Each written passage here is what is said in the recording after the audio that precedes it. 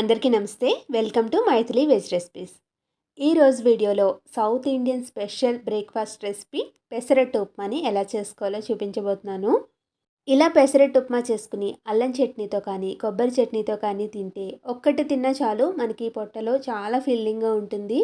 అందులోనూ పెసరట్టు వేసేటప్పుడు పిండి కన్సిస్టెన్సీ ఏ విధంగా ఉండాలి అనేది, పెసరట్టులో మనం పెట్టుకునే ఉప్మా అనేది గట్టిపడిపోకుండా ఉండాలి అంటే ఎలా చేసుకోవాలి అనేది ఈ వీడియోలో నేను మీకు చూపించబోతున్నాను. ముందుగా పెసరట్ల కోసం పెసలను అయితే నానబెట్టుకోవాలి. నేను పెసల్ని నానబెట్టుకునేటప్పుడే ఒక స్పూన్ బియ్యాన్ని కూడా వేసుకుని నానబెట్టుకున్నాను. బ్రేక్ఫాస్ట్ కోసం వీటిని చేసుకుంటున్నాను కాబట్టి ముందు రోజు రాత్రి నానబెట్టేసుకున్నాను. ఇవి నానిన తర్వాత దీంట్లో ఉండే నీళ్లను తీసేసుకుని మిక్సీ జార్లో వేసుకుని 4-5 పచ్చిమిర్చి, 1 ఇంచు అల్లాన్ని, రుచికి సరిపడా ఉప్పుని వేసుకుని మెత్తటి ముద్ద కింద గ్రైండ్ చేసుకోవాలి. ఇలా రుబ్బుకుంటేనే మనకి పెసరట్లు క్రిస్పీగా కావాలి అన్నా మెత్తగా కావాలి అన్నా ఈజీగా వేసుకోగలుగుతాము. అలాగే సరిపడా వాటర్ని 1 టీ స్పూన్ జీలకర్రని వేసుకుని కన్సిస్టెన్సీ మనకి ఈ విధంగా ఉండేలాగా చూసుకోవాలి. ఇక్కడ మీరు ఇంకొక విషయాన్ని గుర్తుంచుకోవాలి. పిండి పలచనయ్యే కొలది పెసరట్టు కాలడానికి చాలా టైం అయితే పడుతుంది. ఇప్పుడు దీన్ని పక్కకు పెట్టేసుకుని పెసరట్లలోకి కావాల్సిన ఉప్మానైతే రెడీ చేసేసుకుందాము. ఫస్ట్ పాన్లోకి 3 స్పూన్ల వరకు నూనెని వేసుకోవాలి.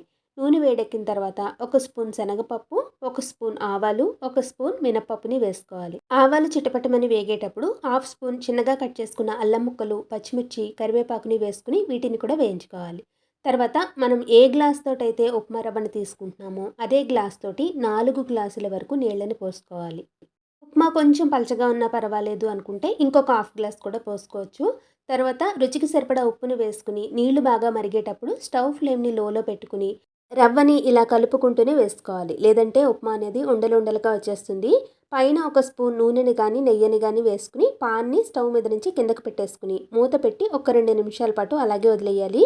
తర్వాత మూత తీసి ఒకసారి అంతా బాగా కలిపేసుకున్నామంటే మనకి ఉప్మా అనేది రెడీ అయిపోతుంది. చూసారు కదా, ఈ కన్సిస్టెన్సీలో ఉంటే పెసరట్టుకి చాలా బాగుంటుంది. ఇలా హాట్ ప్యాక్లో పెట్టేసుకున్నాము అంటే పెసరట్టు వేసేసరికి ఇది గట్టిపడిపోకుండా ఉంటుంది. ఉప్మా రెడీ అయిపోయింది కాబట్టి ఇప్పుడు పెసరట్టుని వేసేసుకుందాము.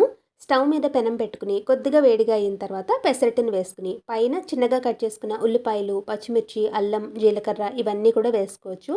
నేనైతే అల్లం పచ్చిమిర్చిని గ్రైండ్ చేసేటప్పుడు వేసేసుకున్నాను కాబట్టి ఇక్కడ వేసుకోవడం లేదు. ఉల్లిపాయ ముక్కల్ని మాత్రమే వేసుకుంటున్నాను. ఇది 2 వైపులా కూడా బాగా కాలిన తర్వాత ఒక గరిటె ఉప్మాని తీసుకుని ఇలా పెసరట్టు మధ్యలో పెట్టుకుని ఫోల్డ్ చేసుకోవడమే.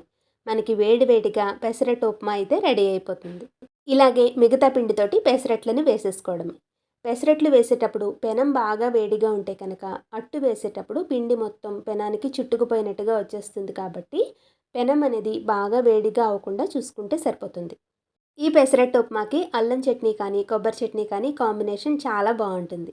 మరి మీరు కూడా ఈ హెల్దీ బ్రేక్ఫాస్ట్ రెసిపీని తప్పకుండా మీ ఇంట్లో ట్రై చేసి మీకు ఎలా కుదిరిందో మీ ఫీడ్బ్యాక్ని నాకు తెలియచేయండి.